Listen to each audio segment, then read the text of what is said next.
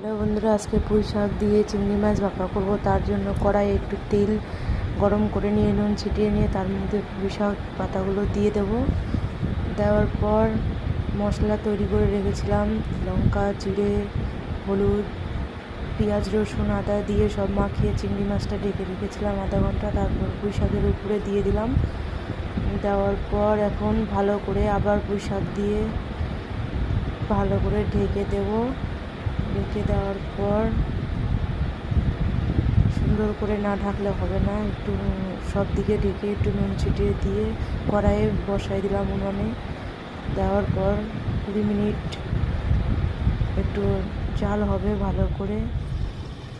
20 minute পর ঢাকনা উল্টিয়ে একটু আমাদের হয়ে গেল পুঁই শাক দিয়ে চিংড়ি মাছ ভাপা।